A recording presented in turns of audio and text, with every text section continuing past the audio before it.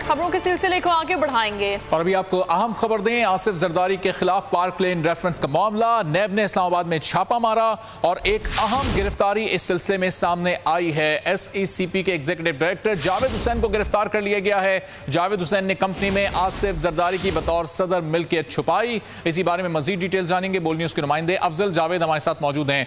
अफजल, बताइएगा इस अहम गिरफ्तारी के हवाले से।